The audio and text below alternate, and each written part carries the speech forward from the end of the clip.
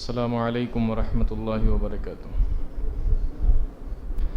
الحمد للہ رب العالمین والصلاة والسلام علی رسولہ الکریم وعلی آلہ وصحبہ اجمعین، اما بعد۔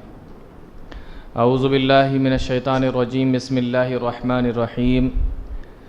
سیقول السفہاء من الناس ما ولاہم عن قبلتہم التی کانوا علیہا قل للہ المشرق والمغرب یہدی من یشاء الی صراط مستقیم۔ قرآن کریم کا دوسرا پارہ آپ لوگوں نے ابھی قیام اللیل میں سنا۔ اس دوسرے پارے کا مختصر سا خلاصہ آج انشاءاللہ آپ لوگوں کے سامنے رکھا جائے گا۔ جب اللہ کے نبی صلی اللہ علیہ وسلم مکہ سے ہجرت کر کے مدینہ آئے تو حدیث کے اندر آتا ہے کہ 16 مہینے یا 17 مہینے تک آپ صلی اللہ علیہ وسلم نے مدینہ آنے کے بعد بیت المقدس یا بیت المقدس کی طرف منہ کر کے، یعنی مسجد اقصیٰ کی طرف منہ کر کے آپ نے نماز پڑھی۔ جب مکہ میں تھے تو خانہ کعبہ کی طرف منہ کر کے نماز پڑھتے تھے اور اس طریقے سے کھڑے ہوتے تھے کہ خانہ کعبہ اور بیت المقدس دونوں کی طرف منہ ہو جاتا تھا۔ لیکن مدینہ آنے کے بعد ڈائریکشن پورا چینج تھا۔ اگر خانہ کعبہ کی طرف منہ کرو گے تو مسجد اقصیٰ پیچھے چلی جائے گی، اور مسجد اقصیٰ کی طرف منہ کرو گے تو خانہ کعبہ پیٹھ کی طرف چلا جائے گا، ڈائریکشن پورا چینج۔ تو 16-17 مہینے تک اللہ کے نبی صلی اللہ علیہ وسلم نے مسجد اقصیٰ یعنی بیت المقدس کی طرف منہ کر کے نماز پڑھی۔ یہودی تو بڑے خوش ہوئے کہ یہ تو میرے قبلے کی طرف منہ کر کے نماز پڑھ رہا ہے اور کہتا یہ ہے کہ میں نبی ہوں، میرے اوپر ایمان لاؤ، اور ہمارے جتنے بھی کام ہیں جو ہم کام کرتے ہیں اس کی یہ مخالفت کرتا ہے۔ یہودیوں کی جتنی بھی ریشہ دوانیاں تھیں اور ان کے جتنے بھی غلط کام تھے ان سب کی مخالفت کرتے تھے اللہ کے نبی صلی اللہ علیہ وسلم، لیکن قبلے کی طرف منہ اسی طرف کرتے تھے جس طرف یہودی کرتے تھے۔ تو یہودی بڑے خوش تھے، وہ یہ کہا کرتے تھے کہ اگر میں غلطی پر ہوں اور اگر ہم لوگ غلط ہیں تو یہ تمہارے نبی محمد صلی اللہ علیہ وسلم ہمارے قبلے کی طرف منہ کر کے کیوں نماز پڑھتے ہیں؟ آپ نے 16-17 مہینے تک تو اس کی طرف منہ کر کے نماز پڑھی۔ اب آپ نے اس طرف جب منہ کیا تو مکہ کے جو مشرک تھے ان کو بھی کہنے کا موقع مل گیا۔ ان کو موقع یہ ملا کہ آپ جب مکہ میں تھے تو یہ کہتے تھے کہ ابراہیم علیہ الصلاۃ والسلام اللہ کے پیارے اور سچے اور حق پر تھے، نبی تھے۔ تو جب حضرت ابراہیم سچے نبی تھے اور وہ خانہ کعبہ کی طرف منہ کر کے نماز پڑھتے تھے اور وہ اللہ کے نبی تھے، تو آپ مدینہ جا کے بدل کیوں گئے؟ وہ سچے تھے یا آپ سچے ہیں؟ وہ غلط تھے یا آپ غلط ہیں؟ پھر آپ چینج کیوں ہوئے؟ بات سمجھ میں آ رہی کہ نہیں؟ تو دونوں کو کہنے کا موقع مل گیا۔ یہودی کہتے ہیں کہ اگر ہم غلط ہیں تو میرے قبلے کی طرف آپ نے منہ کیوں کیا، اور مشرکین یہ کہنے لگے کہ اگر واقعی ابراہیم علیہ السلام اللہ کے سچے نبی تھے تو ان کا جو قبلہ تھا وہ آپ نے چینج کیوں کیا؟ یہ معاملہ 16-17 مہینے تک اللہ کے نبی صلی اللہ علیہ وسلم نے نماز پڑھی بیت المقدس کی طرف منہ کر کے۔ اللہ رب العالمین قرآن کے اندر فرماتا ہے کہ نبی کا خیال یہ تھا کہ قبلہ چینج کر دیا جائے، قبلہ بدل دیا جائے، اور جس طرف میں منہ کر کے نماز پڑھتا ہوں بیت المقدس کی طرف، ایسا کوئی حکم آ جائے کہ ہمیں یہ حکم مل جائے کہ اے نبی آج کے بعد جو ہے آپ خانہ کعبہ کی طرف منہ کریں گے۔ 17 مہینے تک اللہ کے نبی صلی اللہ علیہ وسلم یہی سوچتے رہے، یہ خیال آپ کے دل میں رہا۔ اللہ قرآن کے اندر بیان کر رہا ہے، قد نرى تقلب وجهك في السماء فلنولينك قبلة ترضاها۔ اے نبی ہم نے آپ کے بار بار آسمان کی طرف نگاہ اٹھانے کو دیکھا، آپ بار بار آسمان کی طرف نگاہ اٹھا کر یہ دیکھ رہے ہیں کہ جبرائیل امین آسمان سے کب وحی لے کر میرے پاس میں آ جائیں اور مجھ سے آ کر یہ کہیں اے نبی اللہ رب العالمین نے قبلے کو بدل دیا ہے، اب بیت المقدس کی بجائے آپ خانہ کعبہ کی طرف منہ کر لیجئے۔ اللہ فرماتا ہے قد نرى تقلب وجهك في السماء، ہم بار بار آپ کے آسمان کی طرف چہرے کے اٹھانے کو دیکھ رہے ہیں، فَلَنُوَلِّيَنَّكَ قِبْلَةً تَرْضَاهَا، تو اب جو آپ چاہ رہے ہیں کہ قبلہ آپ کا خانہ کعبہ ہو جائے، ہم اب قبلہ خانہ کعبہ ہی کو کر دے رہے ہیں۔ آپ اپنے منہ کو فَوَلِّ وَجْهَكَ شَطْرَ الْمَسْجِدِ الْحَرَامِ، اپنے چہرے کو مسجد حرام کی طرف کر لیجئے۔ اب آج سے جب آپ نماز پڑھیں گے تو خانہ کعبہ کی طرف منہ کر کے نماز پڑھیے، مسجد حرام کی طرف منہ کر کے نماز پڑھیے۔ فَوَلِّ وَجْهَكَ شَطْرَ الْمَسْجِدِ الْحَرَامِ۔ 17 مہینے کے بعد قبلہ بدل گیا، تو پہلے بیت المقدس، پہلے خانہ کعبہ، پھر بیت المقدس، پھر خانہ کعبہ، یہ ہے، اس طریقے سے بدلا۔ اب جب قبلہ بدلا، آپ نے اپنے چہرے کو بیت المقدس سے خانہ کعبہ کی طرف پھیرا، تو اب پھر لوگوں کو کہنے کا موقع ملا۔ اللہ رب العالمین، پارے کی شروعات یہیں سے ہو رہی ہے، سَيَقُولُ السُّفَهَاءُ مِنَ النَّاسِ مَا وَلَّاهُمْ عَنْ قِبْلَتِهِمُ الَّتِي كَانُوا عَلَيْهَا۔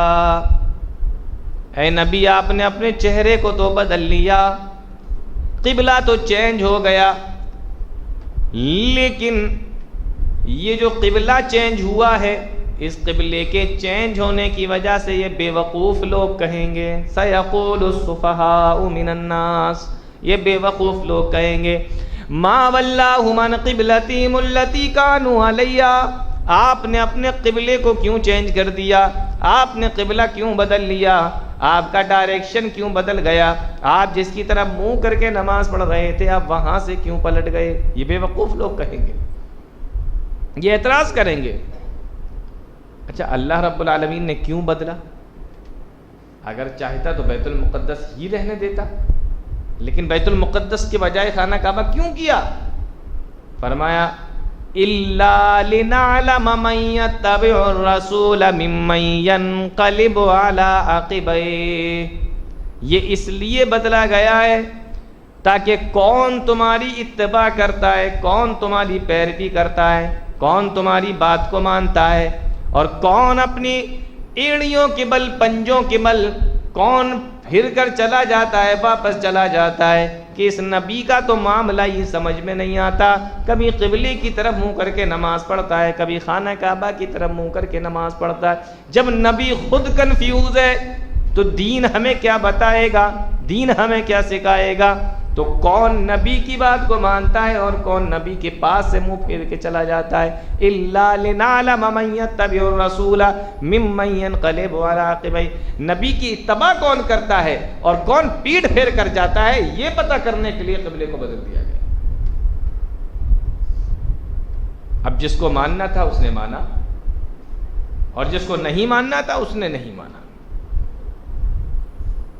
لوگوں نے طرح طرح کے اعتراض کیے، کہا اچھا یہ بتائیے کہ جو آپ نے نمازیں پڑھی ہیں 16-17 مہینے تک قبلے کی طرف منہ کر کے، اور آپ کے پیچھے مسلمانوں نے پڑھی ہیں، تو اب یہ بتائیے کہ ان 16-17 مہینے کے اندر جن مسلمانوں کا انتقال ہوا، جو بیت المقدس کی طرف منہ کر کے نماز پڑھ کے چلے گئے، ان کی نمازوں کو اللہ قبول کرے گا کہ نہیں کرے گا؟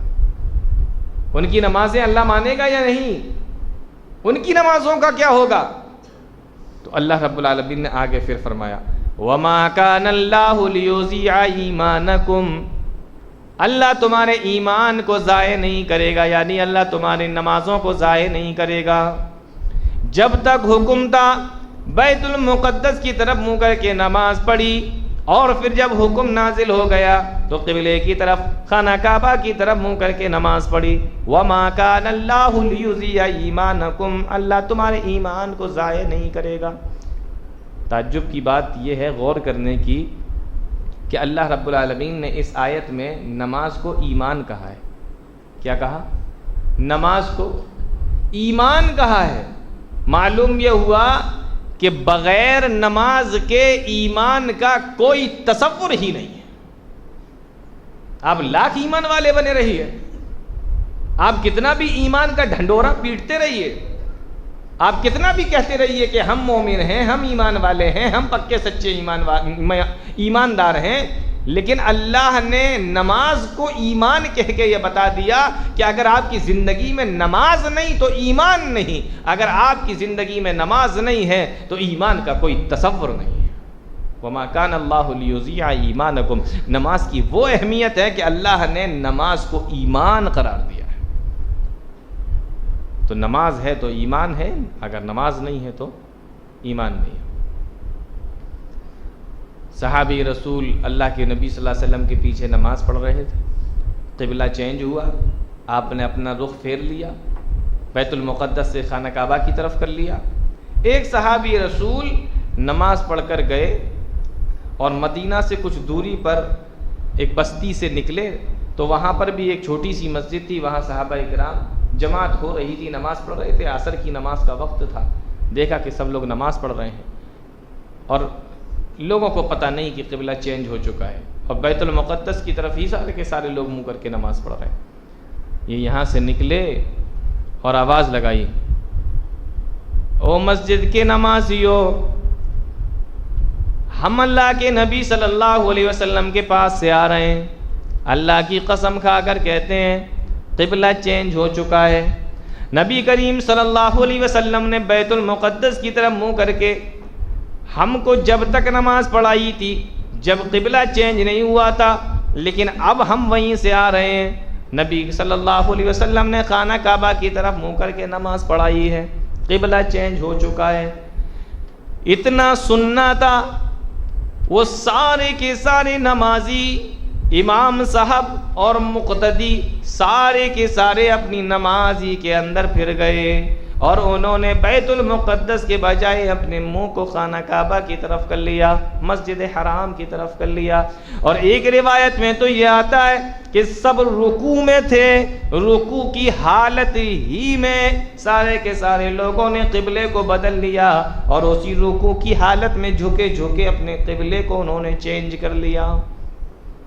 یہ بھی نہیں سوچا کہ چلو رکوع سے سر اٹھا لیں تو تھوڑا آرام مل جائے گا تو صحیح سے قبلہ چینج ہو جائے گا. اٹھنا بھی گوارا نہ کیا. پیارے نبی کا فرمان ہے کہ اب ادھر کی طرف منہ کر کے نہیں، اب اس طرف منہ کر کے نماز پڑھنا ہے. تو جب حکم ملا، جس وقت ملا اسی حکم میں اسی وقت گھوم گئے. ہمارے تمہارے جیسے لوگ ہوتے نا تو پہلے تو پوری نماز پڑھتے اور پوری نماز پڑھنے کے بعد پھر کہتے کون تھا، کون آیا ہے، تم وہیں سے آ رہے ہو، تمہاری بات ہم کیسے مان لیں. کل دیکھا تھا چاند والا معاملہ، عجیب کنفیوزنگ تھی لوگوں کے درمیان، کہاں سے ہوا، کیا ہوا. ارے ایک آدمی کی گواہی چاہیے نا چاند کے لیے، یا پوری امت کی گواہی چاہیے آپ کو؟ ایک آدمی، معتبر آدمی بول رہا ہے میں نے اپنی آنکھوں سے چاند دیکھا ہے، نہیں سمجھ بھی نہیں آ رہا، اس کی بات نہیں سمجھ میں آ رہی. تو یہ ہم لوگوں کا معاملہ تو بڑا عجیب ہے نا. ہم لوگ ہوتے ہیں نا تو پوچھتے ہیں ہاں بھائی آپ آئے ہیں، اچھا اچھا آپ ہی نبی کے پیچھے نماز پڑھ کے آئے ہیں. پھر تحقیق ہوتی، پھر یہاں سے 3-4 آدمی جاتے کہ جاؤ ذرا پتہ کر کے آؤ دیکھو یہ صحیح بھی بول رہے ہیں کہ نہیں بول رہے ہیں. تب پھر وہ ہوتا ہے نہیں، انہوں نے تو ایک بار سنا الا ان القبلۃ قد حولت، قبلے کو تحویل کر دیا گیا، چینج کر دیا گیا. اب ادھر کی طرف نہیں، ادھر کی طرف منہ کر کے نماز پڑھنا ہے. رکوع کی حالت میں تھے، سب کے سب گھوم گئے. آج بھی آپ لوگوں سے پوچھیے، مسجد قبلتین کے نام سے وہ مسجد آج بھی موجود ہے، 2 قبلوں والی مسجد آج بھی موجود ہے. تو پارے کی شروعات میں، دوسرے پارے کی شروعات میں یہ قبلہ جو چینج ہوا ہے نا، اس کو بتایا گیا ہے. اور ایک بہت ہی تعجب والی بات آپ کو بتاؤں، جب قبلہ بدل گیا تو اس کی آگے والی جو آیت ہے اس میں دیکھو کیا فرمایا. قبلے کے بدلنے سے اس کا کانٹیکٹ، اس کا کنیکشن دیکھیے. وَكَذَلِكَ جَعَلْنَاكُمْ أُمَّةً وَسَطًا. جو قبلے کی تحویل قبلے کے بعد یہ آیت آئی. اب دیکھو اس کا کنیکشن دیکھنا. وَكَذَلِكَ جَعَلْنَاكُمْ أُمَّةً وَسَطًا. اے امت محمد ہم نے تم کو امت وسط بنایا، امت عدل بنایا، امت بہترین بنایا. یعنی کہ ہم نے تمہیں ایسی امت بنایا کہ تم افراط سے بھی پاک ہو، تفریط سے بھی پاک ہو. تمہارے اندر غلو بھی نہیں ہے، تمہارے اندر تخفیف بھی نہیں ہے، تم کسی کی شان کو بہت زیادہ بڑھاتے بھی نہیں اور تم کسی کی شان کو اس سے زیادہ کم بھی نہیں کرتے ہو. تم افراط اور تفریط سے پاک ہو. یہ اعتدال ہے تمہارے اندر. اعتدال جانتے ہیں؟ دو چیزوں کے بیچ میں جو جگہ ہوتی ہے اس کو اعتدال کہا جاتا ہے. امت محمد سے پہلے دو قومیں بڑی مشہور گزری ہیں، دو امت بڑی مشہور گزری، یہودی اور عیسائی. یہودی ہر چیز کے درجے کو گھٹا دیتے تھے، اتنا گھٹا دیتے تھے یہاں تک کہ ان لوگوں نے اللہ کے کتنے نبیوں کو قتل کر ڈالا. ان کی ظاہر سی بات ہے ان کی نگاہ میں اگر کوئی عزت اور کوئی ویلو ہوتی نبیوں کی تو اتنی گندی اور غلیظ حرکت کرتے وہ نبیوں کے ساتھ. تو ہر چیز کے رتبے کو گرا دیتے تھے وہ، یہاں تک کہ نبیوں کو قتل کر دیا. اگر ایام حیض میں عورت ہوتی تھی اس سے بات نہیں کرتے ہیں، کھاتے نہیں اس کے ساتھ، پیتے نہیں، بولتے نہیں، ایک طرف الگ تھلگ کر دیتے. مگر کسی کے بھی درجے کو اس سے کم کر کے یہ یہودیوں کا شیوا تھا. اور عیسائیوں کا معاملہ کیا تھا؟ کسی بھی کے درجے کو حد سے بڑھا دینا، یہ عیسائیوں کا معاملہ تھا. انہوں نے عیسیٰ کو اللہ کا بیٹا بنا دیا. یہودی حالت حیض میں عورتوں سے بات تک نہیں کرتے تھے، یہ ہم بستری بھی کر لیا کرتے تھے. تو یہ اتنا بڑھا دیتے تھے کسی کی ویلو کو. اب ان دونوں کے بیچ میں اللہ رب العالمین نے ایک اور امت کو بنایا اور اس امت کا نام ہے امت محمدیہ. اسی کو اللہ رب العالمین نے قرآن کے اندر کہا وَكَذَلِكَ جَعَلْنَاكُمْ أُمَّةً وَسَطًا. ہم نے تم کو امت وسط بنایا، امت عدل بنایا، یعنی دونوں کے بیچ میں. اچھا اب یہ دیکھو، امت وسط ہے، بیچ کی امت، ٹھیک ہے نا، نہ افراط ہے نہ تفریط ہے. اب ایک بات پر غور کرو، ہمارا جو قبلہ ہے بیت المقدس سے پھیر کر خانہ کعبہ بنایا گیا، ٹھیک ہے نا. امت جب امت وسط ہے تو ان کا قبلہ بھی تو وسط ہونا چاہیے تھا نا، ان کا قبلہ بھی تو قبلہ وسط ہونا چاہیے تھا. اس لیے بیت المقدس کو اگر آپ دنیا کے جغرافیے میں دیکھیں گے تو وہ بالکل بیچ میں نہیں پڑتا، لیکن جب آپ خانہ کعبہ کو دیکھو گے تو پوری دنیا کے بیچ میں خانہ کعبہ ہے. تو جب امت بیچ کی امت ہے تو اس کا قبلہ بھی بیچ کا ہونا چاہیے تھا. اس لیے قبلے کے بعد فوراً یہ بتایا کہ ادھر قبلہ تمہارا بیچ کا ہے، پوری دنیا کے بیچ میں قبلہ ہے. اسی طریقے سے تم بھی امت وسط ہو، تو امت وسط کا قبلہ بھی قبلہ وسط. وَكَذَلِكَ جَعَلْنَاكُمْ أُمَّةً وَسَطًا. اور آگے کیا فرمایا؟ لِتَكُونُوا شُهَدَاءَ عَلَى النَّاسِ وَيَكُونَ الرَّسُولُ عَلَيْكُمْ شَهِيدًا. اور ایک وقت ایسا آئے گا کہ تم تمام امت کے اوپر گواہ بنو گے اور نبی تمہارے اوپر گواہ بنیں گے. حدیث کے اندر آیا کل قیامت کا دن ہوگا، اللہ رب العالمین نوح علیہ السلام کو اپنے پاس میں بلائے گا اور آواز لگائی جائے گی، اے نوح هل بلغت، میں نے تجھے جس قوم کی طرف بھیجا تھا کیا تو نے میرے دین کو لوگوں تک پہنچایا تھا؟ نوح علیہ السلام کہیں گے پروردگار 950 سال تبلیغ کی تھی، 950 سال. پھر نوح کی قوم کو بلایا جائے گا، ان سے پوچھا جائے گا کیا تمہارے پاس میں نوح آئے تھے، کیا تمہارے پاس میں اللہ کا دین آیا تھا؟ جب وہ لوگ قیامت کی ہولناکیوں کو دیکھیں گے تو جھوٹ بولیں گے اور کہیں گے ما اتانا من نذیر، ہمارے پاس تو کوئی نبی آیا ہی نہیں تھا، ہمیں تو کوئی ڈرانے والا آیا ہی نہیں تھا، ہمارے پاس تو کوئی رسول آیا ہی نہیں تھا.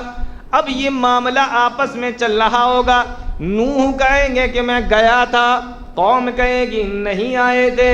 اللہ رب العالمین نوح علیہ السلام سے کہے گا کہ تمہارے پاس میں کوئی گواہ ہو تو لے کر آؤ, ہم تمہاری بات کو کیسے سچا مانیں.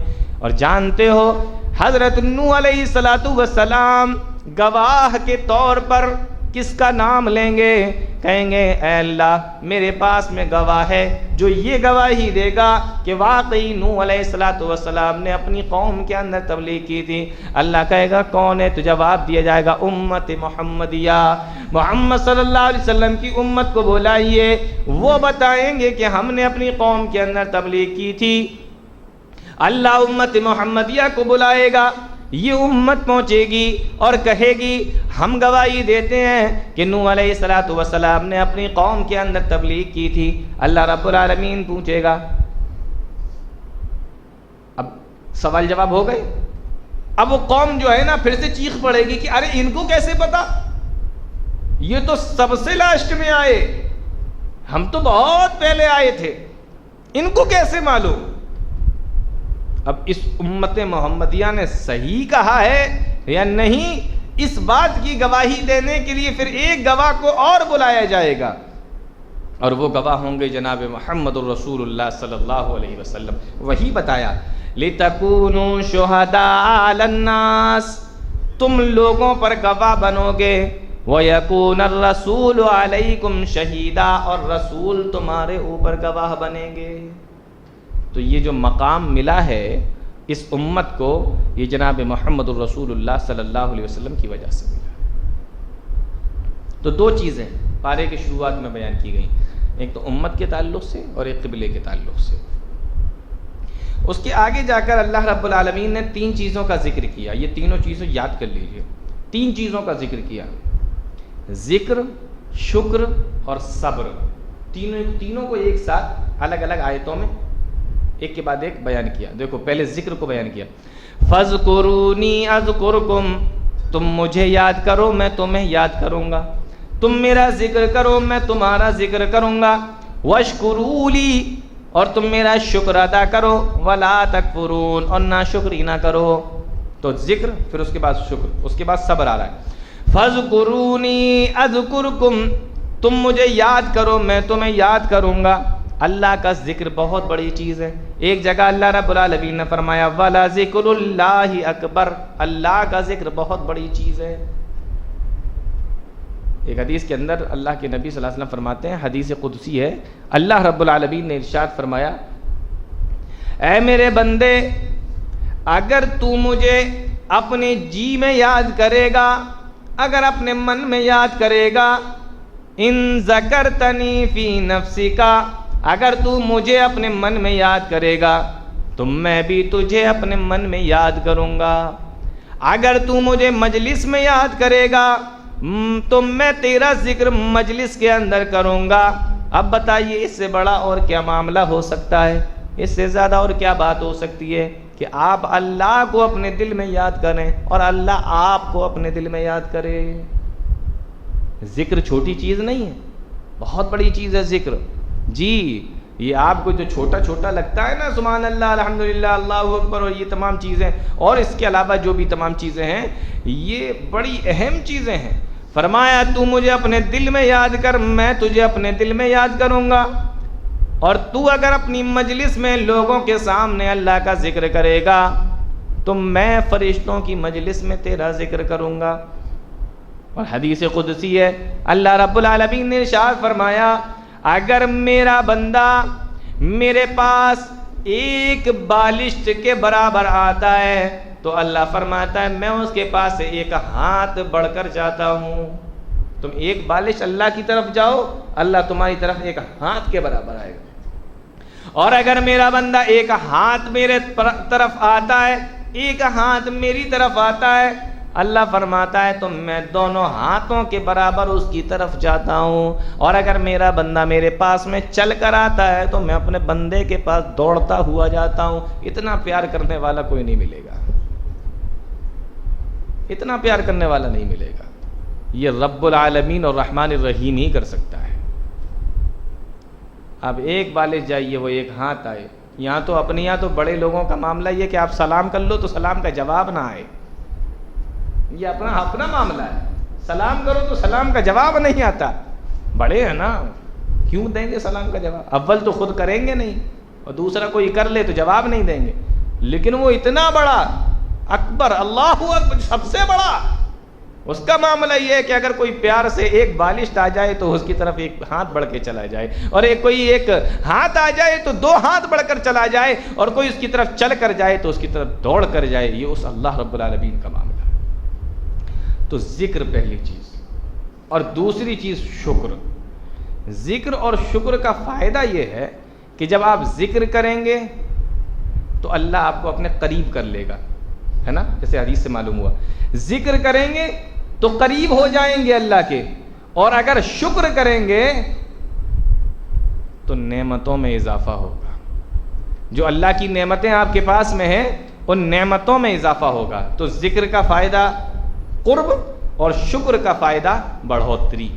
اور تیسری چیز جو بیان کی ہے وہ ہے صبر, اور صبر کے ساتھ ایک چیز اور ملا دی, نماز. آیت دیکھیے, یا ایھا الذین آمنوا استعینوا بالصبر والصلاۃ, اے ایمان والو اللہ سے تم مدد مانگو نماز کے ذریعے سے اور صبر کے ذریعے سے. نماز اور صبر, ان دونوں چیزوں کے ذریعے سے اللہ سے مدد مانگو. بہت سارے لوگ جن کا عقیدہ تھوڑا سا ڈھلمل ٹائپ کا ہوتا ہے, وہ کیا کہتے ہیں کہ دیکھیے, جو یہ سمجھتے ہیں کہ غیر اللہ سے بھی مدد مانگنا جائز ہے, یہ آیت پڑھ کر بھی دلیل پکڑتے ہیں. کہتے ہیں کہ دیکھو اللہ کہہ رہا ہے اے ایمان والو تم نماز اور صبر سے مدد مانگو, بالصبر والصلاۃ, نماز سے مدد مانگو, صبر سے مدد مانگو. پھر وہ ذریعے ختم کر دیتے ہیں, نماز کے ذریعے اور صبر کے ذریعے اللہ سے مدد مانگو, یہ ترجمہ نہیں کرتے ہیں. پھر وہ ڈائریکٹ ترجمہ یہ کرتے ہیں کہ نماز سے مدد مانگو, صبر سے مدد مانگو. یعنی اللہ کو چھوڑ کر نماز سے بھی کہہ سکتے ہو کہ میری پریشانی دور کر دے, صبر سے بھی کہہ سکتے ہو کہ میری پریشانی دور کر دے. دلیل یا ایھا الذین آمنوا استعینوا بالصبر والصلاۃ. ارے غلام احمد قادیانی جس نے نبوت کا دعویٰ کیا, اس نے بھی قرآن سے ہی دلیل دی ہے کہ میں نبی ہوں. آپ کہاں چکر میں پڑے ہوئے ہیں؟ اس کی بھی دلیل قرآن سے ہی ہے کہ میں نبی ہوں. یاتی من بعد اسمہ احمد, میں ہی تو احمد ہوں. حضرت عیسیٰ ہی نے تو کہا تھا میرے بعد میں ایک نبی آئے گا, اس کا نام احمد ہوگا, تو میں ہی تو احمد ہوں. اور مرزا غلام احمد قادیانی, اس کا غلام احمد قادیانی نام تھا. تو کسی نے اس سے کہا کہ ارے بھائی آپ احمد نہیں, آپ تو غلام احمد ہیں, آپ کا نام غلام احمد ہے نا. تو کہا کہ نہیں دیکھیے وہ ایسا ہے کہ میں ہوں تو احمد ہی, گھر والوں نے غلام بڑھا دیا ہے. تو وہ غلام احمد کہنے لگے. اس دور میں اللہ جزائے خیر دے, اللہ مغفرت فرمائے, رحمت نازل فرمائے, ثناء اللہ امرتسری رحمۃ اللہ علیہ کا زمانہ تھا وہ. تو کہنے لگے اچھا آپ احمد ہیں, گھر والوں نے غلام بڑھا دیا. تو کہنے لگے مجھے جانتے ہو میں کون ہوں؟ کہا کہ آپ ثناء اللہ. بولے نہ میں ثناء اللہ نہیں ہوں, میں اللہ ہوں. ثنا تو گھر والوں نے بڑھا دیا. تو ثنا تو گھر والوں نے بڑھا دیا. اب تم احمد, میں اللہ, میں نے تو تمہیں نبی بنایا نہیں, تو میں نے تو تمہیں بنایا نہیں, تو تم بن کیسے گئے؟ یہ ایک جواب تھا. تو میں بتا یہ رہا تھا کہ آج کل جو نبوت کا بھی دعویٰ کرتے ہیں وہ بھی قرآن سے دلیل پکڑتے ہیں. تو یہ کہنا کہ صبر سے مدد مانگو, نماز سے مدد مانگو, تو بہت سی بڑی بات ہے. لیکن یہاں یہ مقصد نہیں بتایا جا رہا ہے کہ صبر کے ذریعے, یعنی صبر کر کے اور نماز پڑھ کے اللہ رب العالمین سے دعا کرو اور اس سے مدد مانگو. یہ ہے یا ایھا الذین آمنوا استعینوا بالصبر والصلاۃ. تو صبر 3 طریقے کا ہوتا ہے. ایک صبر تو یہ ہے کہ آپ کا من تو کرتا ہے گناہ کرنے کا, لیکن آپ کنٹرول کیے ہوئے ہیں. دوسروں کو دیکھ رہے ہیں کہ وہ گناہ کر رہے ہیں اور مزہ آ رہا ہے, انجوائے کر رہے ہیں, آپ کا بھی من کر رہا ہے, لیکن آپ اپنے آپ کو روکے ہوئے ہیں. اس کو بھی صبر کہا جاتا ہے. اور ایک یہ ہے کہ آپ کو دکھ رہا ہے کہ مسجد دور ہے, دھوپ بہت تیز ہے, بھوک لگ رہی ہے, لیکن اس کے باوجود بھی آپ تمام مصیبتیں اٹھا کے نماز پڑھنے کے لیے آ رہے ہیں. جیسے کہ ابھی آپ لوگوں نے قیام اللیل کے اندر دیکھا, گرمی کی وجہ سے اے سی کی ٹھنڈک اور اے سی کی کولنگ بھی فیل ہو گئی, اس کے باوجود بھی لوگوں نے نماز پڑھی. یہ کیا ہے؟ یہ صبر نہیں ہے. اللہ نے جن کاموں کا حکم دیا اس پر اگر پریشانی بھی ہو رہی ہے پھر بھی اس کو کرنا ہے, اس کو بھی تو صبر کہا جاتا ہے. تو پہلا صبر یہ ہے کہ کسی کو گناہ کرتے ہوئے دیکھا، آپ کا من کر رہا ہے لیکن آپ کر نہیں رہے ہیں، یہ بھی صبر ہے۔ ایک صبر یہ ہے کہ آپ کو جو حکم ملا ہے اس پر تکلیف، سردی کا موسم ہے، ٹھنڈے پانی سے وضو بنا رہے ہیں، تکلیف ہو رہی ہے لیکن صبر کر رہے ہیں، پڑھ رہے ہیں، تو اس کو بھی صبر کہا جاتا ہے۔ اور تیسرا صبر یہ ہے کہ کوئی مصیبت آ گئی اس پر آپ نے صبر کر لیا، یہ صبر کی تیسری قسم ہے۔ تو پہلے ذکر، اس کے بعد شکر اور اس کے بعد صبر۔ تو ذکر اگر کرو گے تو اللہ قریب کرے گا، شکر کرو گے تو نعمتوں میں اضافہ ہوگا، اور تیسرا اگر صبر کرو گے تو اس صبر کرنے کی وجہ سے 3 فائدے ہوں گے۔ صبر کرنے سے 3 فائدے کیا؟ اللہ نے فرمایا اولئک علیہم صلوات من ربہم ورحمہ واولئک هم المہتدون۔ پہلا فائدہ یہ ہوگا کہ اللہ مغفرت فرما دے گا، دوسرا فائدہ یہ ہوگا کہ وہ اپنی رحمت نازل فرمائے گا، اور تیسرا فائدہ یہ ہوگا کہ ہدایت کو اللہ ہی کھڑا کر دے گا۔ تو ہدایت مل جائے گی، رحمت مل جائے گی، مغفرت مل جائے گی صبر کرنے کی وجہ سے۔ یہ 3 فائدے ہیں صبر کرنے کے، تینوں چیزوں کو اللہ رب العالمین نے ذکر کیا۔ اور اس کے آگے اللہ رب العالمین نے فرمایا کہ اگر جب تمہیں کوئی مصیبت آ جائے، الذین اذا اصابتهم مصیبۃ قالوا انا للہ وانا الیہ راجعون۔ اگر تمہیں کوئی مصیبت آ جائے تو اس پہ انا للہ وانا الیہ راجعون پڑھ دیا کرو۔ کیا پڑھنا ہے؟ یاد ہے نا؟ انا للہ وانا الیہ راجعون، یہ بتایا گیا پڑھنے کے لیے۔ اور حدیثوں کے اندر آیا اگر کسی بندے پر، کسی بندی پر کوئی مصیبت آ جائے، کوئی پریشانی آ جائے، اور وہ اپنی مصیبت اور پریشانی کے اندر انا للہ و انا الیہ راجعون پڑھ لے تو اللہ رب العالمین اس کی اس مصیبت کو دور کر دے گا، اور جو پریشانی اس کو ہوئی ہے اس کے بدلے میں اس سے بہتر چیز اس کو عطا فرما دے گا، اچھی چیز مل جاتی ہے۔ اگر آپ صبر کر لیں، انا للہ و انا الیہ راجعون پڑھ لیں تو جو چیز آپ کی گئی ہے اس سے بہتر چیز آپ کو مل جائے۔ غور کیجئے ذرا، سلمہ رضی اللہ تعالیٰ عنہ کو کون نہیں جانتا؟ ایک مرتبہ اپنے شوہر کے پاس میں بیٹھی ہوئی ہے، شوہر نے کہا کہ اے میری بیوی، میں ابھی اللہ کے نبی صلی اللہ علیہ وسلم کے پاس سے آ رہا ہوں، آپ نے کہا ہے کہ اگر کوئی کسی مصیبت میں انا للہ و انا الیہ راجعون پڑھ لے تو اللہ اس مصیبت کو دور کر دیتا ہے، اور جو پریشانی اس کو ہوئی ہے، جو نقصان اس کو ہوا ہے، اس سے بہترین بدلہ اللہ اس کو عطا فرماتا ہے۔ میاں بیوی کی آپس میں بات ہوئی، کچھ ٹائم گزرا تھا، کچھ مہینے گزرے تھے، ابو سلمہ کی طبیعت خراب ہو گئی، اور اتنی طبیعت خراب ہوئی کہ ابو سلمہ کا اسی بیماری کے اندر انتقال ہو گیا۔ اب جب انتقال ہوا تو سلمہ کو کیا کہنا ہے، کیا پڑھنا ہے؟ انا للہ و انا الیہ راجعون۔ سلمہ خود بیان کرتی ہے کہ مجھے یہ معلوم تھا مصیبت آنے پر انا للہ و انا الیہ راجعون پڑھنا چاہیے، لیکن میں یہ بھی سوچنے لگی کہ اگر میں انا للہ و انا الیہ راجعون پڑھوں گی تو اللہ اس سے بہتر بدلہ دے گا، لیکن یہ تو میرا شوہر ہے، اس سے بہتر بدلہ اور کون ہو سکتا ہے؟ عورت کے لیے شوہر سے بڑھ کر اور کون سی چیز ہو سکتی ہے؟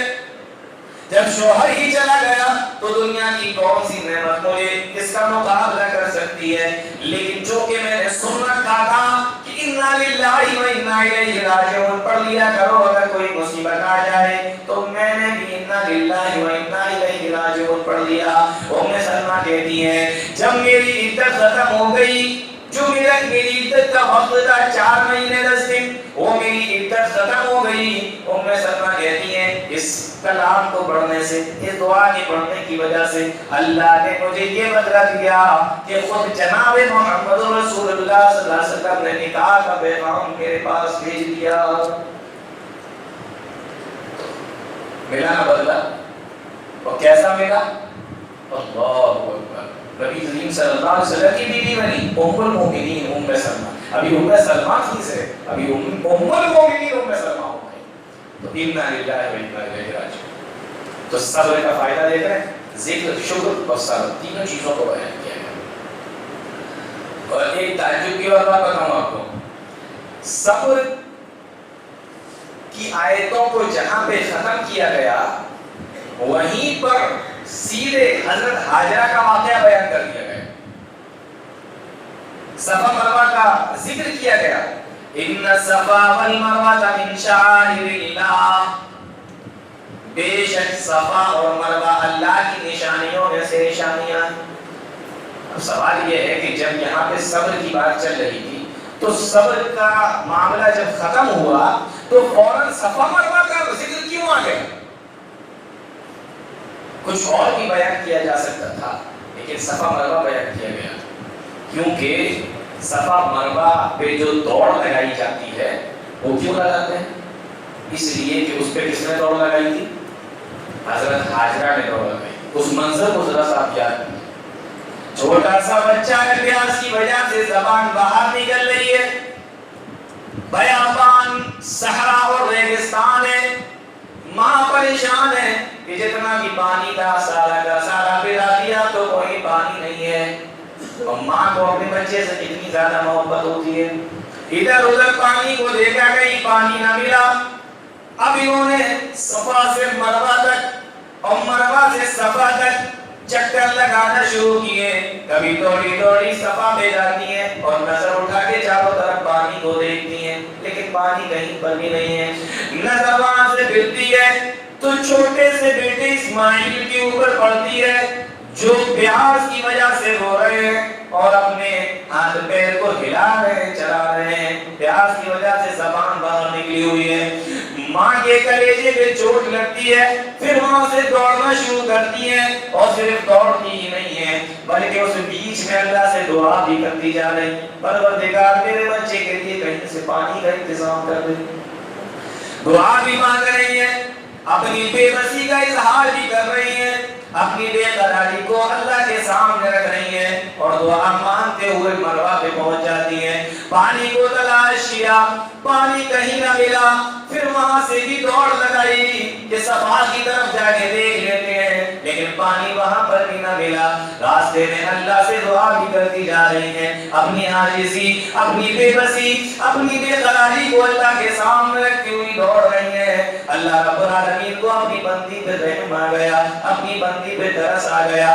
حضرت جبریل امین کو حکم ہوا جاؤ جہاں پر میرا بندہ اسماعیل لیٹا ہوا ہے وہاں پہ جا کے اپنے پر کو مارو، اپنے پیر کو مارو، اور وہاں سے چشمہ جاری کر دیا۔ حضرت حاجرہ نے دیکھا، دوڑی دوڑی آئی کہ پانی مل گیا، وہاں سے بھاگی آئی۔ اللہ رب العالمین کو اپنی اس بندی حاجرہ کی یہ ادا اتنی پسند آئی کہ صفا سے دوڑ رہی ہے مروہ تک اور مروہ سے دوڑ رہی ہے صفا تک، ادھر سے ادھر اور ادھر سے ادھر کا چکر لگا رہی ہیں اور اللہ کو یاد کرتی جا رہی ہیں۔ اللہ کو اپنی بندی کی ادا اتنی پسند آئی، آواز لگائی، او دنیا کے لوگوں، تم کسی بھی ملک کے رہنے والے ہو، تمہارے پاس میں کوئی سا بھی عہدہ ہو، چاہے تم اپنے یہاں کے وزیر کیوں نہ ہو، اپنے یہاں کے مشیر کیوں نہ ہو، اپنے یہاں کے بادشاہ کیوں نہ ہو، سنو، جب تم مکہ میں آؤ گے، حج کرنے یا عمرہ کرنے کے لیے آؤ گے، جب تک میری بندی حاجرہ کی یاد میں صفا سے لے کے مروہ تک اور مروہ سے لے کے صفا تک 7 چکر نہیں لگا لو گے، مجھے اپنے عزت و جلال کی قسم ہے میں تمہاری حج کو قبول نہیں کروں گا، میں تمہاری عمرے کو قبول نہیں کروں گا۔ اب آپ ذرا اندازہ کیجئے، حضرت حاجرہ وہ ہیں جنہوں نے صبر کیا اور اللہ نے یہ بدلہ ان کو عطا فرمایا کہ جن پہاڑیوں پہ صبر کرتی ہوئی دوڑی، اللہ نے اس کا بھی ذکر قرآن کریم کے اندر کر دیا۔ اب ذرا اندازہ کرو، جس پہ دوڑی اس کا ذکر قرآن میں آ جائے تو جو دوڑا ہوگا اس کا کیا مقام ہوگا؟ ان الصفا والمروہ من شعائر اللہ۔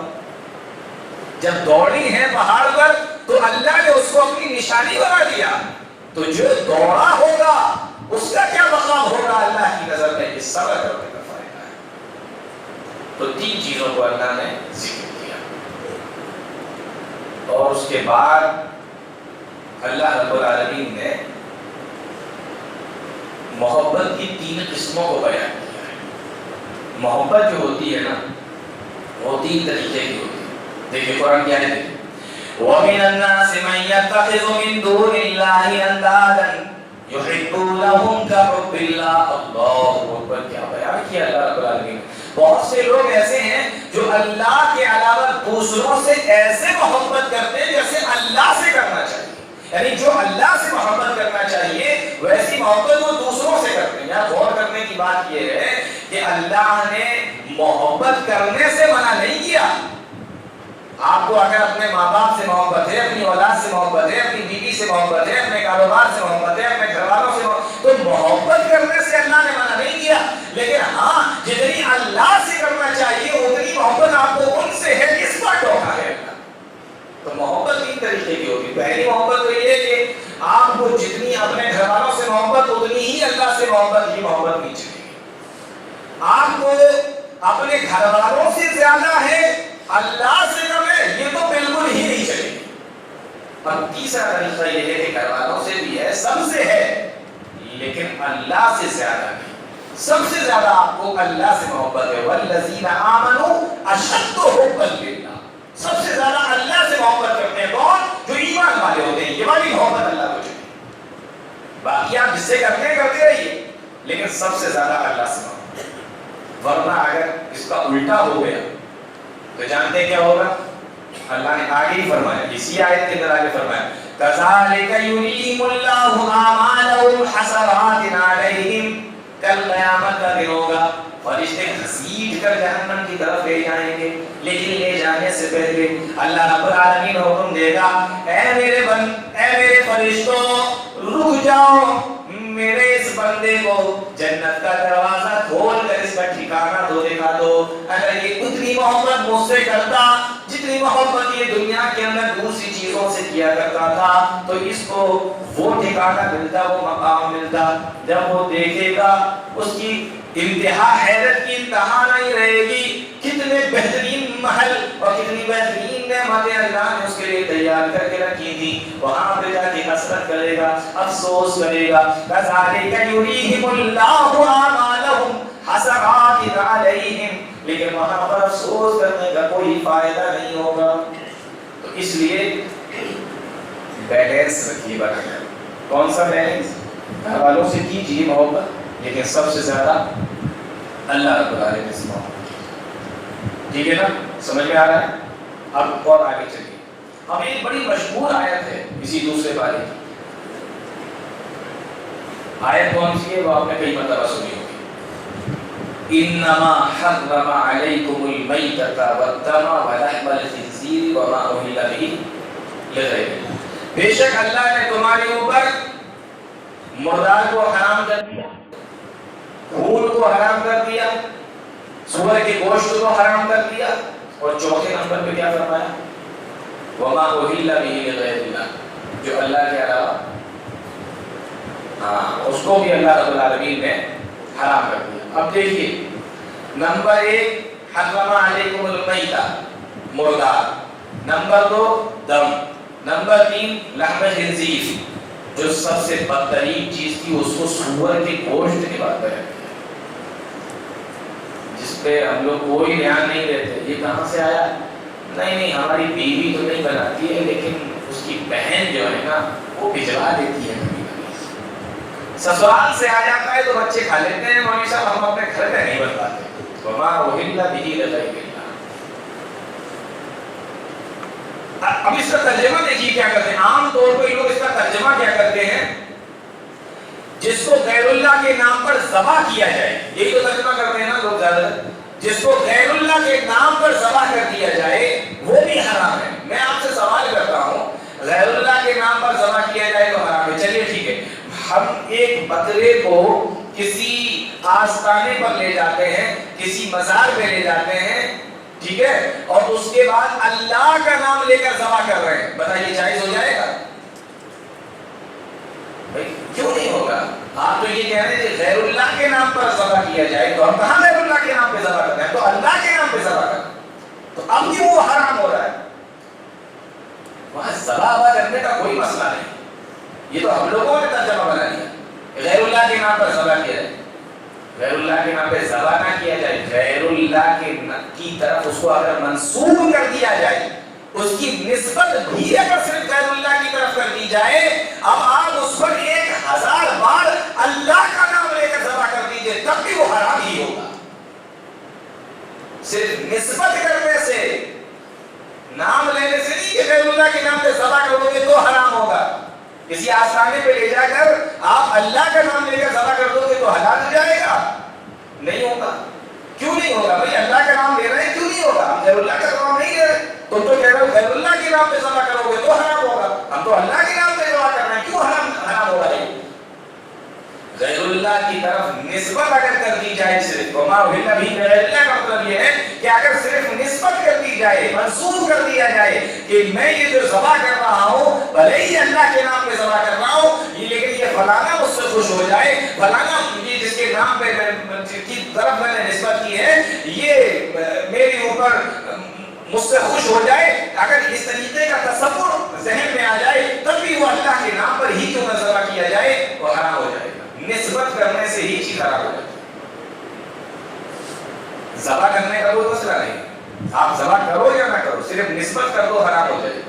جیسے مثال کے طور پہ جعفر صادق کے نام پر کنڈے بنائے جاتے ہیں، حلال ہے یا حرام؟ جعفر صادق کے نام پہ کنڈے بنتے ہیں نہیں بنتے؟ حلال ہے یا حرام؟ کیوں بھی کیوں حرام ہے؟ ہم نے تو ذبح نہیں کیا اس کو، کنڈے کون ذبح کرتا ہے؟ کنڈوں کو کوئی ذبح کرتا ہے تو پھر کنڈے کیوں حرام ہو گئے؟ اگر آیت کی روشنی میں یہ دیکھیں کہ جو غیر اللہ کے نام پر ذبح کی جائے تو آپ کہیں گے نہیں وہ غیر اللہ کے نام پر ہے، تو ہم نے کہا ذبح تو نہیں ہے نا، ہے تو غیر اللہ کے نام پر۔ میں یہی بتانا چاہ رہا ہوں صرف نسبت کر دو، ذبح کرنے کا کوئی مسئلہ نہیں۔ اگر صرف نسبت کر دیا، جیسے جعفر صادق کے نام پر کنڈوں کی نسبت کر دی جاتی ہے، حرام ہو جاتے ہیں، وہ ذبح نہیں ہوتے لیکن حرام ہوتے ہیں، تو ذبح کا کوئی مسئلہ نہیں ہے، صرف نسبت کرنے سے چیز حرام ہوتا ہے۔ یہ بتانا چاہ رہا ہوں۔ تو یہ 4 چیزیں بیان کی گئی، اس میں جو سب سے خطرناک تھی وہ سب سے لاسٹ میں بیان کی گئی۔ اور آگے دیکھیے ایک چیز اور بتاؤں آپ کو، دوسرے پارے کے اندر ایک پورے رکوع میں رمضان کا اور روزے کا تذکرہ ہے، وہ تو انشاءاللہ میں آگے چل کے کروں گا، ہو سکتا ہے کہ کل بھی کروں، لیکن اس میں ایک چیز ہے وہ اس پہ تھوڑا سا دھیان دیجیے۔ اللہ کے نبی صلی اللہ علیہ وسلم نے یہ فرمایا کہ رات بھر کھا سکتے ہو، روزہ کھلنے کے بعد سے افطار کے بعد سے لے کے صبح سحری تک بیچ میں کھا سکتے ہو۔ آپ سے پوچھا گیا کب تک کھا سکتے ہیں؟ آپ نے فرمایا حتی یتبین لکم الخیط الابیض من الخیط الاسود، جب تک کہ سفید دھاگا کالے دھاگے سے ممتاز نہ ہو جائے، دکھنے نہ لگے، مطلب 2 الگ الگ کلر کے دھاگے دکھنے نہ لگے تب تک کھا سکتے ہو۔ ایک صحابی تھے جن کا نام تھا حضرت عدی بن حاتم، حضرت عدی بن حاتم جن کا نام تھا، انہوں نے کہا اچھا مطلب صبح تک جب تک کھا سکتے ہو جب تک کالا اور سفید دھاگا دکھنے نہ لگے۔ انہوں نے 2 دھاگے لیے، ایک کالا لیا ایک سفید لیا، تکیے کے نیچے رکھ لیا، رات میں اٹھے تکیے سے دیکھا اندھیرے میں دونوں ایک ہی جیسے لگے، کھانا شروع کر دیا، پھر سو گئے۔ تھوڑی دیر کے بعد پھر آنکھ کھلی، پھر تکیہ ہٹا کے دیکھا اندھیرے میں پھر دونوں ایک ہی جیسے لگے تو پھر کھایا، صبح تک کھاتے رہے۔ جب اچھا خاصی روشنی ہو گئی اب دیکھا کہ ہاں کالا الگ ہے سفید الگ ہے، بولے اب بند کر دو۔ صبح آتے اللہ کے نبی صلی اللہ علیہ وسلم کے پاس آ کے کہتے ہیں اللہ کے نبی میں تو خوب کھایا، خوب کھا کے آیا۔ جیسے ہمارے بہت سارے لوگوں کی عادت ہوتی ہے نا رمضان کے مہینے میں سحری میں اٹھ کے خوب کھائیں گے، اس کے بعد صبح ناشتہ بھی کریں گے، دوپہر میں بھی کھائیں گے، اور شام کو مغرب کے ٹائم مسجد میں آ کے ایسے بیٹھ جاتے ہیں منہ بنا کے کہ دوسرا آدمی دیکھے تو لگتا ہے بیچارے کا بغیر سحری کا روزہ ہے، ایسا لگتا ہے کہ بغیر سحری کا روزہ رکھا ہے، اس میں لگتا ہے اٹھ نہیں پایا آج، وہ منہ بنا کے بیٹھے ہوئے، اور یہ پتہ نہیں کہ وہ دوپہر میں بھی مار کے آیا شام کو بھی کھا کے آیا۔ تو حضرت علی کہنے لگے اللہ کے نبی آج تو میں نے خود کھایا۔ کہا تم نے کیسے کھا لیا؟ کہا وہ آپ نے بتایا تھا نا بڑی اچھی ٹرک تھی، وہ بہت بڑھیا ٹرک آپ نے بتا دی، کھا کے رکھ لیا، کالا سفید دکھ ہی نہیں رہا تھا، کھاتا رہا میں تو۔ اللہ کے نبی صلی اللہ علیہ وسلم نے فرمایا ارے وہ کالا سفید دھاگا نہیں رکھنا ہے، بلکہ کالے سے مراد رات کی تاریکی اور سفید سے مراد دن کی روشنی ہے، جس کو صبح صادق کہتے ہیں، جس وقت فجر کی اذان ہوتی ہے وہ مراد ہے۔ بل ہوا بیاض सवादुल लैली व बयाजुन नहार, ये हदीस के अल्फाज है, वहां वो मुराद है। तब हजरत अली समझे कि अच्छा काले धागे से मुराद रात का अंधेरा और सुबह की रोशनी जो है ना, सफेद धागे से मुराद सुबह की रोशनी, यानी सुबह सादिक का वक्त है जब अजान होती है। मैं बताना ये चाह रहा हूँ इस आयत को बयान करके कि देखो नबी के जमाने में नबी के सहाबा बगैर नबी के बताए कुरान की इस आयत को नहीं समझ पाए। आज बहुत सारे लोग कहते हैं हमें हदीस की जरूरत नहीं है, कुरान काफी है। आप समझ जाएंगे कुरान, बगैर नबी के समझ जाएंगे, बगैर हदीस के समझ जाएंगे कि कुरान बता दो बस, कुरान काफी है, हदीस की जरूरत नहीं, हम अहले कुरान हैं, कुरान वाले हैं, कुरान काफी है। अरे आप क्या समझेंगे कुरान को बगैर नबी और बगैर हदीस के? जब नबी के जमाने में नबी के सहाबा नहीं समझ पाए तो आप कैसे समझ सकते हैं? इसलिए कुरान को समझने के लिए आपको नबी की भी जरूरत पड़ेगी, नबी की हदीसों की भी जरूरत पड़ेगी। हत्ता यतबय्यन लकुमुल खैतुल अब्यज़ु मिनल खैतिल अस्वदि मिनल फज्र। उसके बाद एक बड़ी प्यारी दुआ बताई गई, वो मैंने आज असल में भी थोड़ा सा बताया था। वो दुआ क्या है? रब्बना आतिना फिद दुनिया हसना व फिल आखिरति हसना व क़िना अज़ाबन्नार। बहुत प्यारी दुआ है, इस दुआ को आप याद कर लीजिए। अल्लाह के नबी सल्लल्लाहु अलैहि वसल्लम अक्सर इस दुआ को पढ़ा करते थे, आप लोग भी इस दुआ को याद कर लें, उसको पढ़ें। उसके बाद में एक बहुत अहम चीज़, उसको भी देख लीजिए। आजकल लोग शादी करते हैं, रिश्ते होते हैं, रिश्तों में बहुत सारी चीज़ों का ख्याल रखा जाता है। और शादी ब्याह की उम्र तो मैं अल्हम्दुलिल्लाह पूरी बहुत अच्छी खासी तकदीर कर सकता हूँ, लेकिन सिर्फ एक बात यहाँ मैं जो बताऊँगा इस आयत की रोशनी में, जिसको मैंने दूसरे बारे से लिया है। अल्लाह ने फरमाया वला तनकिहुल मुशरिकाति हत्ता युमिन वला अमतुम मुमिनतुन खैरुम मिन मुशरिकतिन वलौ अअजबतकुम वला तुनकिहुल मुशरिकीना हत्ता युमिनू। तुम अपना निकाह मुशरिका औरत से ना करो और अपने घर में किसी बेटी का, लड़की का, बहन का निकाह मुशरिक मर्द से ना करो। ये दो कंडीशन बताई गई। जब भी रिश्ता करने लगो तो इस बात का ख्याल रखो कि सामने जो लड़का या जो लड़की है वो मुशरिक या मुशरिका तो नहीं है, इसका ख्याल रखो हमेशा। ये बताया गया है इस आयत के अंदर। तो जो चीज बताई गई आयत के अंदर उसका तो हम लोग कभी ख्याल नहीं करते। लड़का मानदार है, अच्छा खासा है, बिजनेस करता है, पैसे वाला है, कोई दिक्कत नहीं। मौलवी साहब उसने कहा था कि आपकी लड़की से हम ये सब नहीं करवाएंगे, हम जो करते हैं कुंबे सुबरात बारात ये वो सब, उसने कहा है हम तो आपकी लड़की से नहीं करवाएंगे, इसलिए हमने कर दी। और कभी कभी कुछ लोग इतने चालाक होते हैं, वो मुशरिका लड़की लेके आ जाते हैं। वैसे भैया आप मुशरिका लड़की लेके आए, कुरान ने तो मना किया। अरे हम सुधार देंगे, हम सुधार देंगे। देखिए कि मतलब 2 महीने में देखिए ना, और पता चला 2 महीने में खुद भी हजरत सबरात का हलवा खा रहे हैं, पूड़े भी खा रहे हैं। सुधार दिया, सुधार देंगे। अक्सर औरतें जीतती है भैया, अक्सर औरतें जीतती हैं, औरतें बर्द में लाने आ जाती हैं। कहाँ सुधारने की बात कर रहे हैं? तो जो बताया गया कि इसका ध्यान रखना, उसका बिल्कुल ध्यान नहीं है, और जो नहीं बताया गया उसका पूरा ध्यान है। रिश्ता आता है तो सबसे पहले वालों क्या पूछते हैं? कौन सी जात का है, कौन बिरादरी हो? पठान हो ना? नहीं, हम पठान नहीं। आप कौन हैं? अच्छा आप शेख हैं। मैं शेख नहीं, हम लोग शेख नहीं। मतलब जो हुक्म है वो देख नहीं रहे, जो हुक्म नहीं है उस पर टटोल रहे हैं सही से कि गड़बड़ ना हो जाए कहीं पर। अजीब मामला है हम लोगों का। तो इस बात पर थोड़ा सा ध्यान दीजिए। आगे फिर अल्लाह रब्बुल आलमीन ने कुरान के लास्ट तक जो है ना अहकाम बयान फरमाए हैं।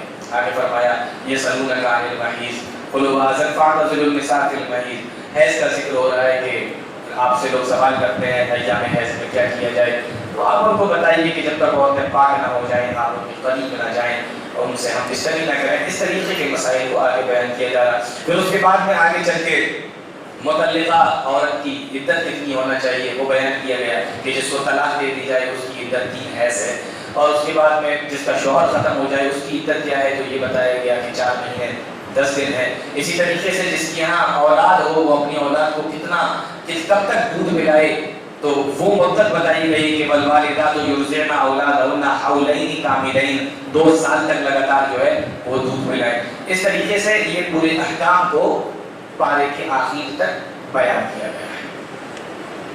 اور پارے کے لاسٹ میں ایک بڑا مشہور واقعہ بیان کیا گیا ہے. اس واقعے کو میں بہت ہی اختصار کے ساتھ آپ کے سامنے رکھتا ہوں, پارے کا خلاصہ ہو جائے گا.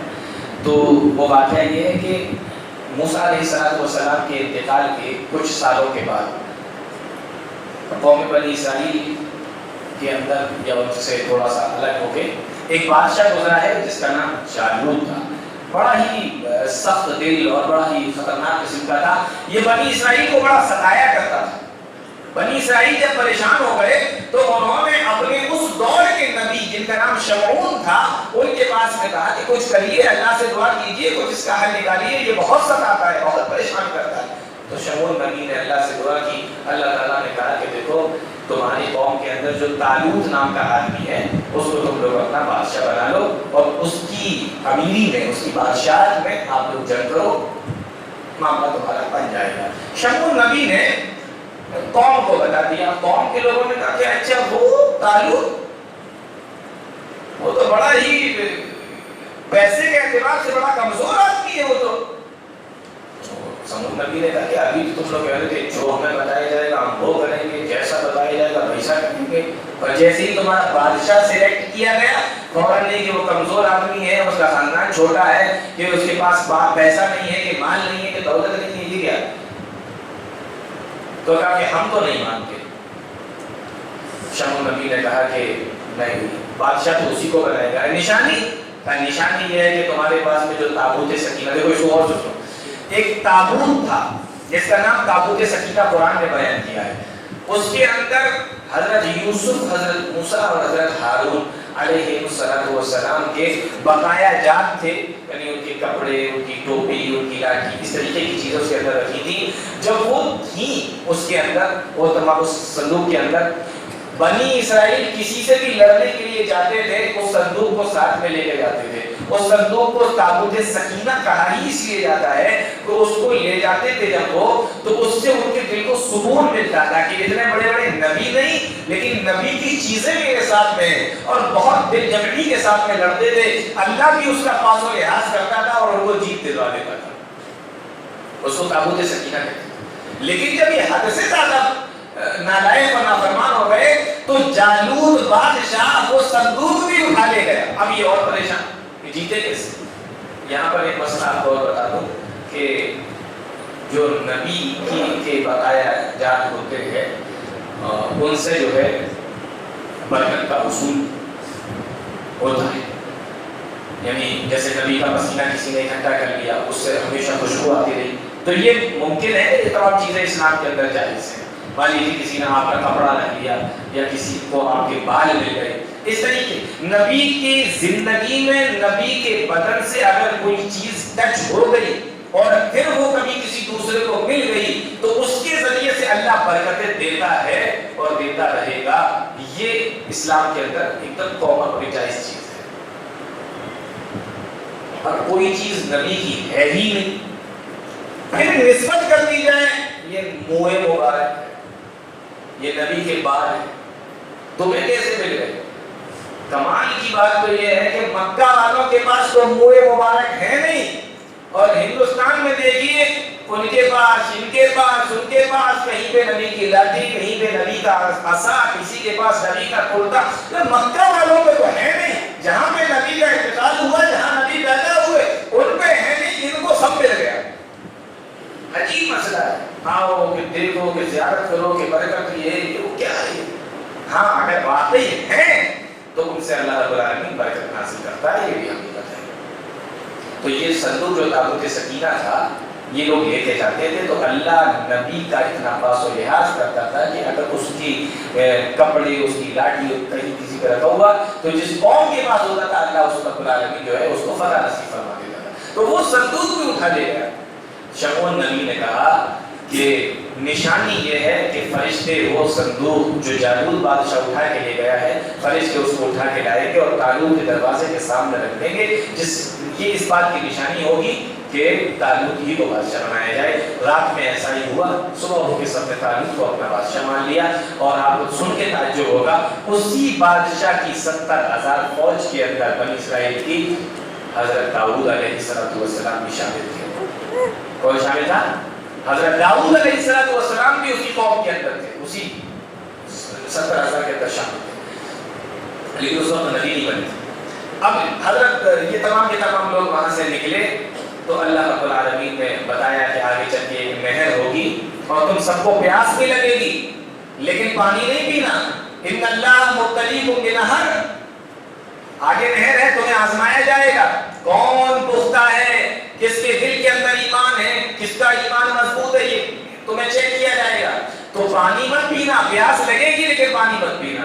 سب نے کہا نہیں ہمیں تو بہت پریشان کیا جاتا ہے، ہم کیسے پانی پیئیں گے، اب تو ہم ان کی جیت کے ہی پانی پیئیں گے۔ ٹھیک ہے بھیا چلیے جیت کے پانی پیجیے، پیاس بجھائیے، اپنی لڑنے کے بعد پیاس بجھائیے۔ وہاں پہنچے اور جب گلا خشک ہوا تو لوگ تھوڑا سا پی لیتے ہیں، بہت ہے نا تھوڑا سا پی لیتے ہیں، پہنچ گئے اور جب پینا شروع کیا تو پیٹ جو ہے نا یوں مٹکوں کی طرح باہر نکل آئے، جتنا پیتے اتنا پیاس لگے اور وہیں پی پی کے گر پڑے، بولے اب تو تم ہی جاؤ، میرے تو بس کی باتیں ہیں۔ اللہ اکبر، حدیث کے اندر آتا ہے، مفسرین لکھتے ہیں کہ 70,000 میں سے جانتے ہو کتنے لوگ بچے تھے؟ صرف اتنے بچے تھے جتنا کہ جنگ بدر میں اللہ کے نبی صلی اللہ علیہ وسلم کے صحابہ تھے۔ کتنے تھے؟ صرف 300 تھے۔ یہ بنی اسرائیل قوم نا بہت کرامتی قوم گزری ہے، یہ کیا کرتے کب کیا کہتے کچھ سمجھ میں نہیں آتا، پڑھ کے دیکھو تو آپ کو پتا چلے گا، کچھ کرتے ہی رہتا ہے۔ وہ مچھلی والا واقعہ سنا ہے جب اللہ تعالیٰ نے کہا تھا کہ سنیچر کے دن مچھلی نہ پکڑنا، سنا ہوگا نا؟ تو یہ جمعے کو ہی جال لگا کے آ جاتے تھے اور سنیچر والے دن جب سب مچھلی اس میں آ جاتی تھی تو اتوار کی صبح ہی جا کے جو ہے نا جال میں سے مچھلی نکال جاتے تھے۔ جو اللہ کے نیک بندے تھے اس قوم کے اندر، وہ صبح اٹھ کے اپنا جال لے کے اتوار والے دن آنکھیں ملتے ملتے ہوئے گئے مچھلی پکڑنے کے لیے، تو دیکھا کہ مچھلی کی خوشبو آ رہی ہے، اس گھر سے آ رہی ہے، ارے ابھی تو ہم لوگ جا رہے تمہیں مچھلی کہاں سے مل گئی؟ تب بتایا کہ ہم تو ہیلا کر کے آئے، ہم نے تو ایک آئیڈیا سوچ لیا، رات ہی میں لگا کے آ جاتے۔ یہ عجیب قوم گزری، آپ اس کو پڑھ کر دیکھیے، آپ کو ایسی ایسی چیزیں ملے گی، آپ کو حیرت بھی ہوگی، آپ کو ہنسی بھی آئے گی، آپ اس کو پڑھ کر دیکھیں تو آپ کو پتہ چلے گا۔ تو یہ سب پیٹ یوں مٹکے کی طرح 313 بچے بچارے۔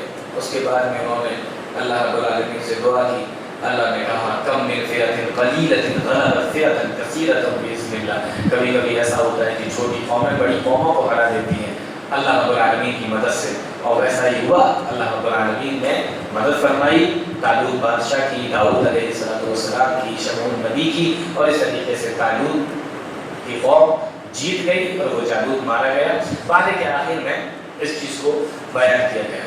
تو اس طریقے سے یہ دوسرے پارے کا مختصر خلاصہ تھا جو میں نے آپ لوگوں کے سامنے رکھا۔ اللہ تعالیٰ ہم تمام لوگوں کو نیک عمل کی توفیق عطا فرمائے، قرآن حدیث کو سمجھنے کی، اس کو سیکھنے کی توفیق عطا فرمائے، آمین۔ تقبل یا رب العالمین۔ وآخر دعوانا الحمد للہ رب العالمین۔ السلام علیکم۔